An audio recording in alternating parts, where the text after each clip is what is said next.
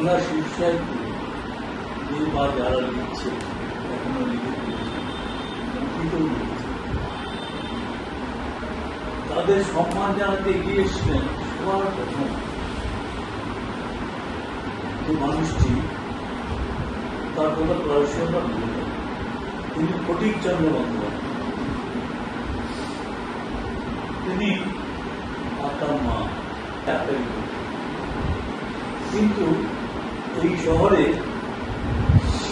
তাও চালানো অসম্ভব থেকে তিনি বিহারে চলে গেছেন। সেইখানে ডাক্তারি করে মার ছেলে চলে,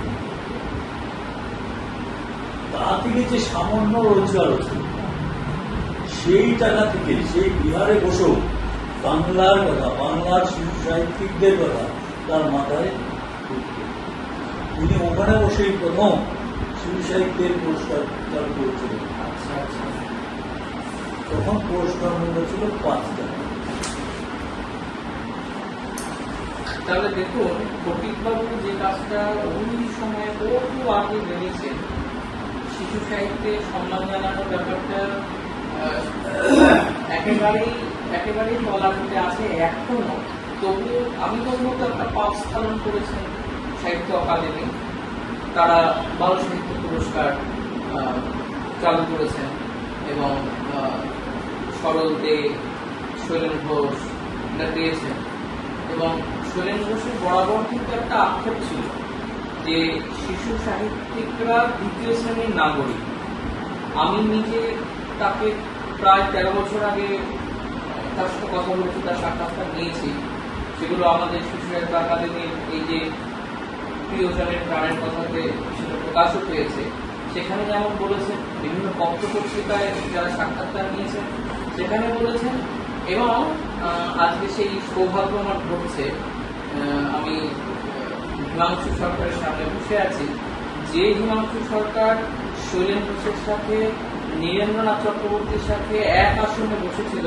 আমি শৈলেন ঘোষের কাছ থেকে জেনেছি একটা অনুষ্ঠানে, সেখানে শৈলেন ঘোষ নীরেন্দ্রনাথ চক্রবর্তীকে সামনে রেখে ওপেন ফোরামে বলেছিলেন যে আমরা তো শিশু সাহিত্যিকরা দ্বিতীয় শ্রেণীর নাগরিক।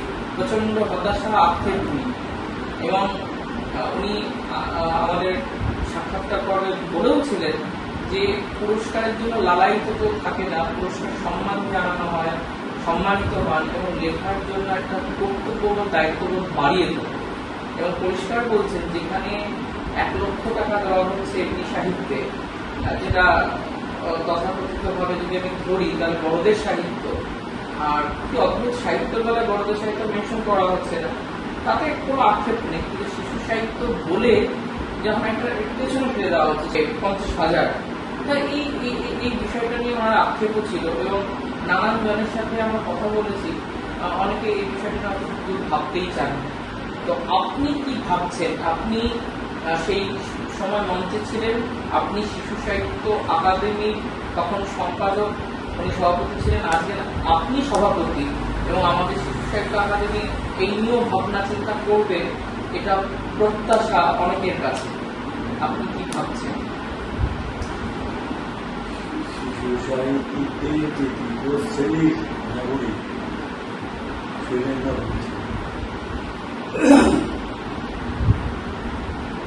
দুঃখের সঙ্গে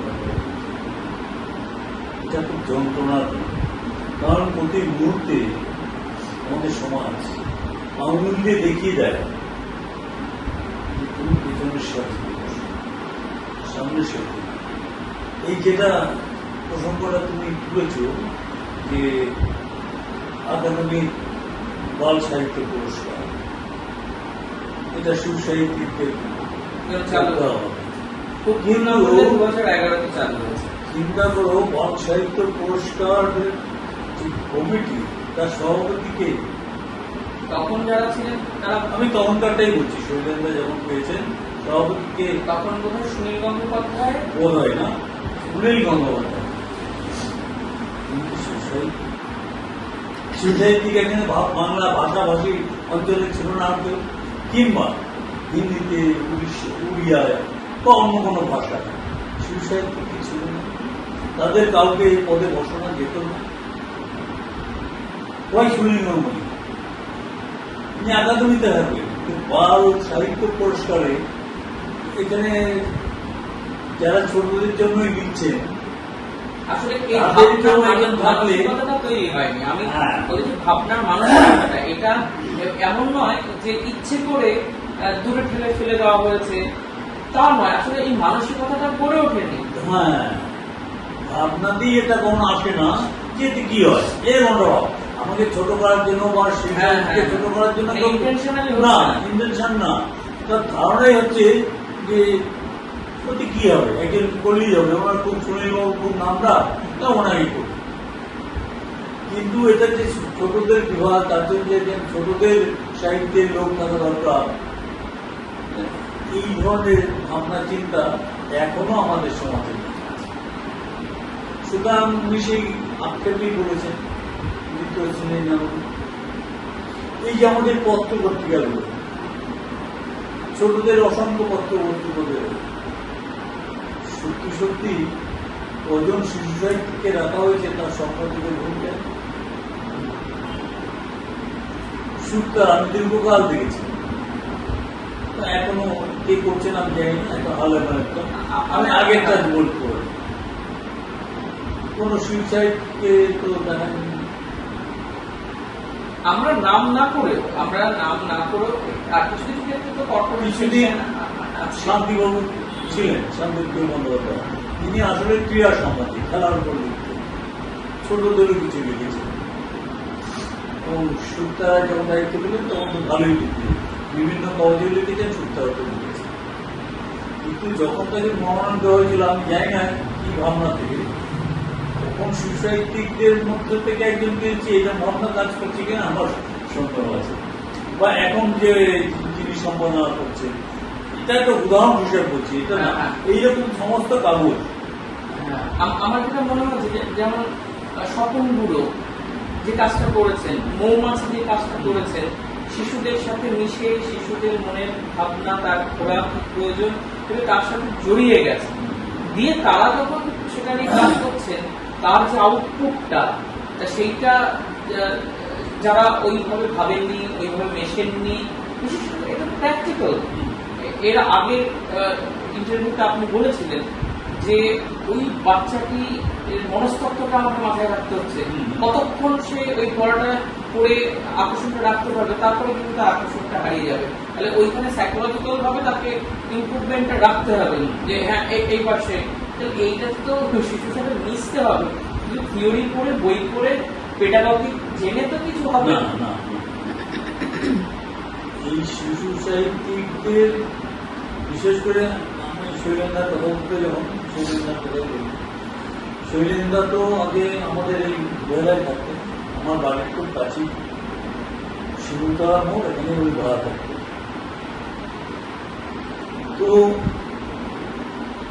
অনেকদিন আগে থেকেই ওনাকে দেখছি। এই মানুষটা আগা গোড়া, মানে আপাত মস্তক বলতে যা বোঝা যায়, শৈশবকে আঁকড়ে ধরেই দেখেছে। মনে হতো শৈশব কাল ওর উত্তীর্ণ হয়নি, উনি যেন শৈশব কালের মধ্যে আছে, তার ভাবনায়, চিন্তায়, তার মেলামেশায়, তার গল্প করার বিষয়, যে বিষয়গুলো নিয়ে আলোচনা করতেন, সবই শৈশব শিশুদের। সুতরাং একজন মানুষ আপাত মস্তক যখন শৈশব কালটা একদম আবৃত থাকে, তখন সেই মানুষটার কাছ থেকে যে লেখাগুলো বেরিয়ে আসে, যে কথাগুলো বেরিয়ে আসে, সেইটি চিরকালই